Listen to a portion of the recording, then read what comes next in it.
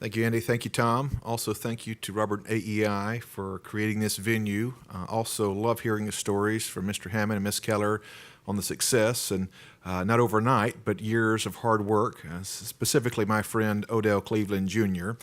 When I began this process about 3 years ago, not having any kind of political background or experience, what I felt compelled to do was find people in the community, regardless of their political affiliation, of people who really were making a difference, a measured difference and impact on our community. And I found a gentleman, Odell, that was respected by both Democrat, independents, and Republicans alike. He had been spending time over the years crafting relationships. In fact, one of the gentlemen that worked with him for many years is now a legislative correspondence liaison in our office and does a great job. I want to speak today specifically on my aspect of the policy side, which is education. And I'm going to break it down in two ways, if I could, please. One is the system, and the other aspect of it is the public. Specifically, when it comes to the system, I want to talk about a specific piece of legislation that I believe is conducive to building a base level and a foundation that can help curb potential poverty in the various family structures. I believe the United States was founded on, as you probably do, all men are created equal. And while it's not government's job to fulfill our dreams, our goals, as lawmakers, we have an opportunity to empower people as opposed to enabling them when it comes to accomplishing the American dream. Every man, woman, boy, and child should have that same opportunity to escape the poverty and achieve the fullest potential as God has created that person to accomplish. One of the things we've seen recently over the last couple of years, since in my long tenure of 17 months in Congress, is the DC Opportunity Scholarship Program and some of the great choice that has provided families up to $8,000 a year. I believe choice plays a huge impact that, and not just in the scholarship opportunity, but if we could zoom out about 30,000 feet, a piece of legislation that's part of this RSC initiative called the A+ Act, which specifically allows states, local arenas to opt out of all the federal mandates, but continue to keep the federal funding to invest it and put it into the local arenas that has seen some success. To me, that's a common sense approach. It's federalism at its finest when it comes to empowering the people who are there on the ground, there at the battle line, making that kind of difference there.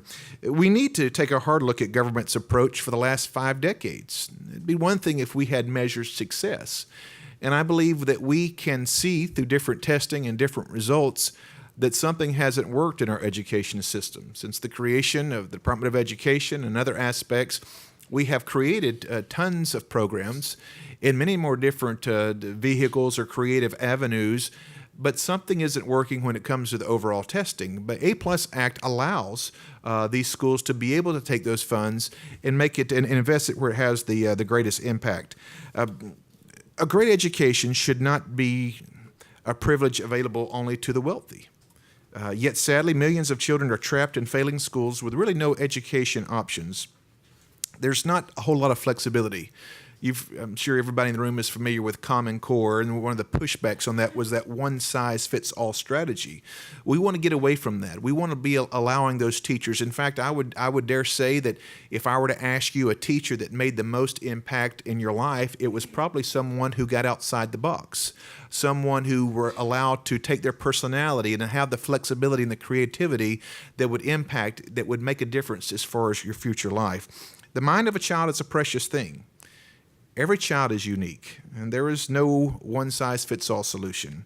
Parents know their children the best, not faceless bureaucrats sitting behind a desk in Washington. Let me take just a minute, if I could, please, in talking about families. One of the things I believe that the A+ Act does, it gives us a chance to continue to restore that family.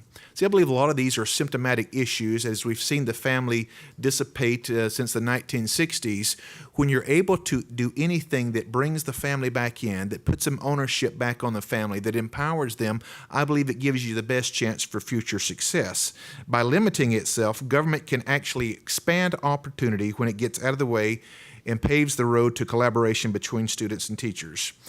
That, to me, is part of this, what I would call the system part of it. and a few more things if we have time, question and answers as far as the wonkish or the nitty-gritty of the actual policy itself. But I don't want to forfeit some of my time unless I talk about also the public side of this. And to me, this is maybe the most important aspect. When we talk about programs, we talk about policy, sometimes we fail or we neglect to mention the conduit of which those programs are delivered. And I think, to me, any program succeeds or fails based on how it is delivered. And you say, what do you mean by that? Well, let me talk about relationships for a moment. My background has worked in places of inner cities of Baltimore, New York, and Cleveland, long before there were any political aspirations. I remember specifically Sunbeam Elementary School in Cleveland, Ohio. We took a team of about 60, 65, began to work and try to do our best to refurbish a school. This is a first through sixth grade. I remember seeing the metal detectors. I remember seeing just the rundown. The playground had one piece of equipment left, and it was a plastic Little Tikes bench, picnic bench that had faded over the years. The lack of hope impacted me to eventually come back and talk about transitioning from nearly two decades of ministry to be able to talk about what is it that we're missing in government? What is it that we have bypassed, that we've skipped over, that are fundamental aspects? And I believe it is crucial from the education side that we begin to make those investments. I look at it from a faith perspective, that God created every single individual with unique skills. And I believe when the federal government begins to wedge itself in there, I think sometimes we do a disservice to the public because we limit those opportunities to achieve or fulfill those wonderful things.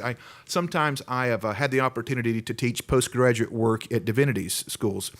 And it's interesting when you're teaching these younger pastors because they can't wait to get out there and change everything from the music style to the curtains, the carpet, you name it. We're in. I've got the plan of it's my thesis. I'm ready to go with it. What has happened, though, is sometimes we have failed to understand that it's about putting the relationship first. When you're able to build trust, you're then able to make a difference. And I see my time has expired, so I'll conclude my remarks there and hopefully have a little bit chance to share some more. Thank you very much.